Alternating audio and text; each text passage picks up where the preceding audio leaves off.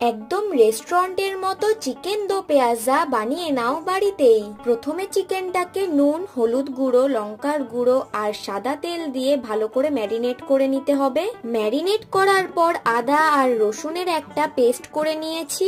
এবার একটা কড়াইয়ে সাদা তেল গরম করে গোটা জিরে আর তেজপাতা ফোড়ন দিয়ে দেব পেঁয়াজ কুচি। হালকা ভাজা ভাজা হয়ে গেলে দিয়ে দিচ্ছি আদা রসুনের পেস্ট, নুন, হলুদ গুঁড়ো, রঙের জন্য দিয়ে দিচ্ছি কাশ্মীরি রেড চিলি পাউডার, ধনে গুঁড়ো আর দিয়ে দিচ্ছি টমেটো কুচি। হালকা কষিয়ে নিয়ে ম্যারিনেট করে রাখা মাংসটা দিয়ে ভালো করে কষিয়ে নিতে হবে। মাংস কষাতে কষাতে ততক্ষণে টক দই আর কাজু বাদামের পেস্ট করে এতে দিয়ে দিতে হবে। তারপর কষিয়ে ঢেকে দেব সিদ্ধ হওয়ার জন্য। আরেকদিকে একটা কড়াইয়ে সাদা তেল দিয়ে তাতে শুকনো লঙ্কা, কাঁচা লঙ্কা, টুকরো করে রাখা পেঁয়াজ, টমেটো আর কসুরি মেথি দিয়ে হালকা ভেজে নিয়ে দিয়ে দেব এটাকে চিকেনের মধ্যে। মিক্স করে নিলেই রেডি চিকেন দো পেঁয়াজা।